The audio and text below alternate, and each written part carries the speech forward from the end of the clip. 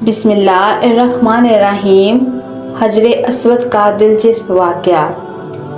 حجر اسود عربی زبان کے دو الفاظ کا مجموعہ ہے۔ حجر عربی میں پتھر کو کہتے ہیں اور اسود سیاہ کالے رنگ کے لیے بولا جاتا ہے۔ حجر اسود وہ سیاہ پتھر ہے جو کعبہ کے جنوب مشرقی دیوار میں نصب ہے۔ اس وقت یہ 3 بڑے اور مختلف شکلوں کے کئی چھوٹے ٹکڑوں پر مشتمل ہے۔ یہ ٹکڑے اندازاً 2.5 فٹ قطر کے دائرے میں جڑے ہوئے ہیں، جن کے گرد چاندی کا گول چکر بنا ہوا ہے۔ جو مسلمان حج یا عمرہ کرنے کے لیے جاتے ہیں، ان کے لیے لازم ہے کہ طواف کرتے ہوئے ہر بار حجر اسود کو بوسہ دیں۔ اگر ہجوم زیادہ ہو تو ہاتھ کے اشارے سے بھی بوسہ دیا جا سکتا ہے۔ عبداللہ بن عمر رضی اللہ تعالیٰ عنہ بیان کرتے ہیں کہ میں نے نبی کریم صلی اللہ علیہ وسلم کو یہ فرماتے ہوئے سنا، بلا شبہ حجر اسود اور مقام ابراہیم جنت کے یاقوتوں میں سے یاقوت ہیں۔ اللہ تعالیٰ نے ان کے نور اور روشنی کو ختم کر دیا ہے۔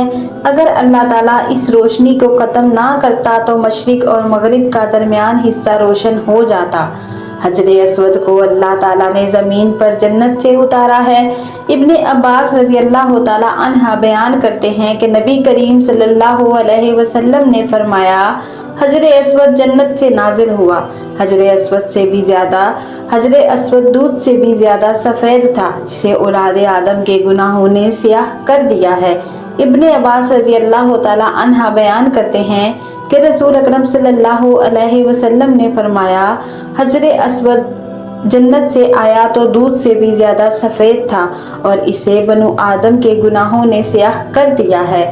اوپر گزری ہوئی حدیث پر بعض علماء کرام یا فقراء نے اعتراض کرتے ہوئے کہا ہے کہ حجر اسود کو مشرکوں کے گناہوں نے سیاہ کر دیا ہے، مومنوں کی اطاعت نے ان پتھروں کو سفید کیوں نہیں کیا؟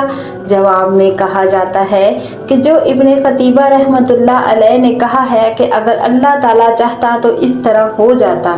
اللہ تعالیٰ نے یہ طریقہ اور عادت بنائی ہے کہ سیاہ رنگ ہو جاتا ہے اور اس کے عکس نہیں ہو سکتا۔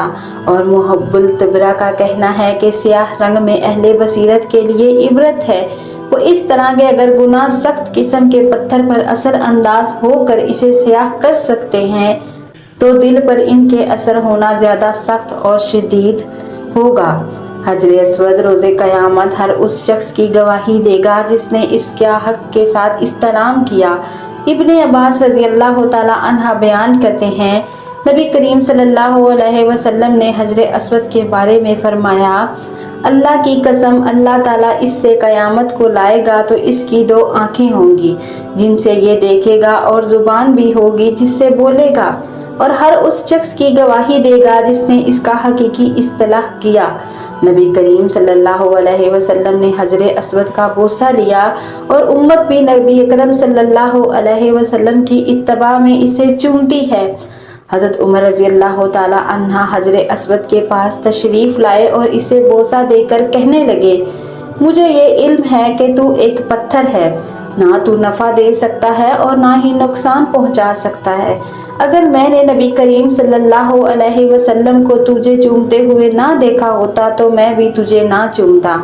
اسلام سے پہلے خانہ کعبہ کی تعمیر و مرمت کے دوران حجر اسود کی تصنیف کے معاملے پر عرب قبائل کا ایک دوسرے پر تلواریں اٹھا لینا اور حضرت محمد صلی اللہ علیہ وسلم کے فیصلے سے معاملے کا بہترین حل نکل آنا تاریخ میں واقعہ تحکیم کے نام سے جانا جاتا ہے۔ وہاں کیا کچھ یوں ہوا کہ خانہ کعبہ کی دیواروں کی مرمت کا کام کیا گیا تھا، جس نے کچھ قبائل نے حصہ لیا۔ مرمت کا کام ہو چکا، لیکن جب حجر اسود کو نصب کرنے کا وقت آیا تو قبائل میں اختلاف ہوا۔ ہر ایک اس پتھر کو اپنے ہاتھ سے رکھنے کی سعادت حاصل کرنا چاہتا تھا۔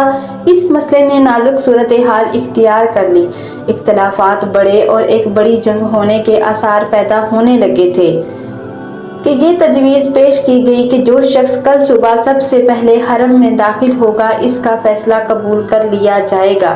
دوسرے دن جو شخص سب سے پہلے حرم میں داخل ہوا وہ حضرت محمد صلی اللہ علیہ وسلم تھے۔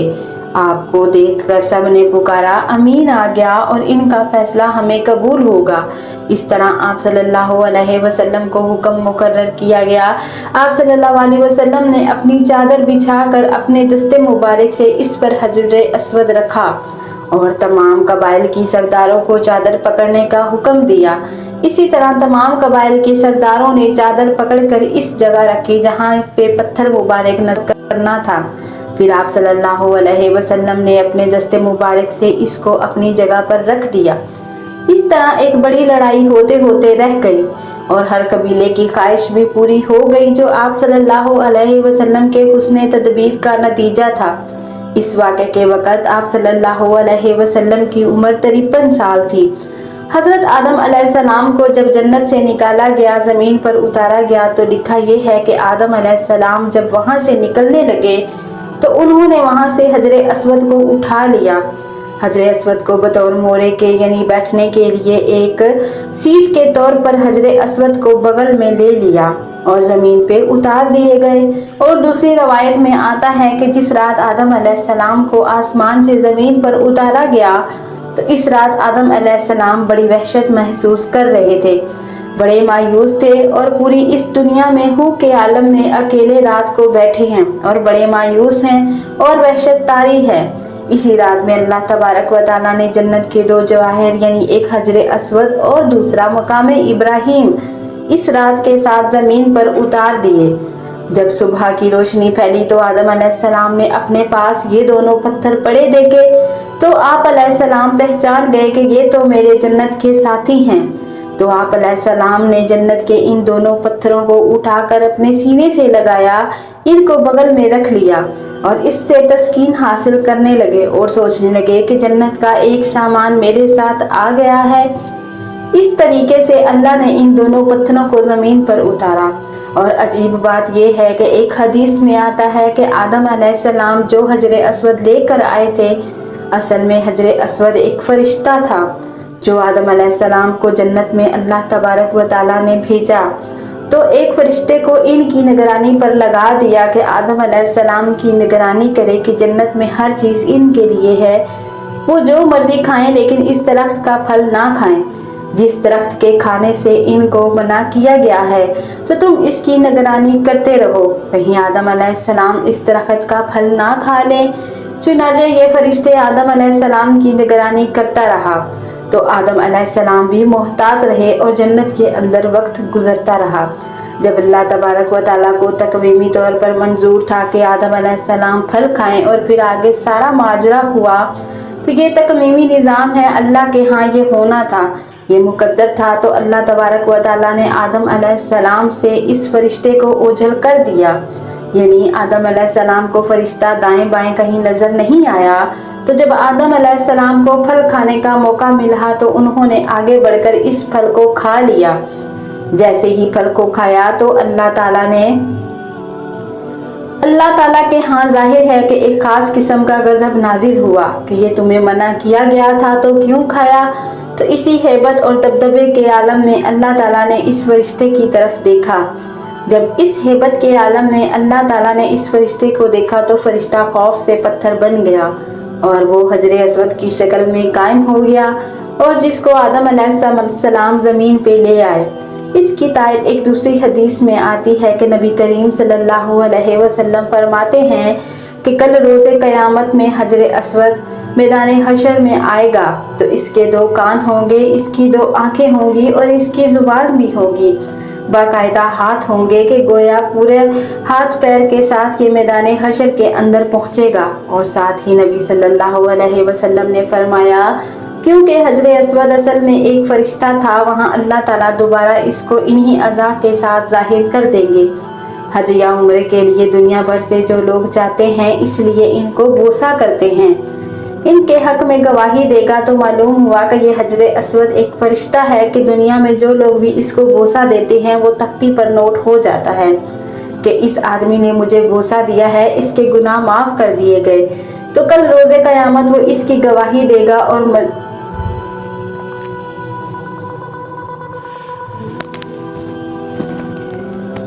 मज़े की बात है कि दुनिया के अंदर एक बहुत बड़े मुहद्दिसीन गुजरे हैं। वो ये कहते हैं कि मैं मक्का के अंदर हरम में काबा के करीब एक ख़ास अरसे तक रहा तो मैंने एक मर्तबा अजीम मंजर देखा कि ये हजर अस्वद वहाँ अपनी जगह से निकला और इसके हाथ पाँव भी थे, इसके कान भी थे, यानी पूरी एक इंसानी शक्ल में निकलता है।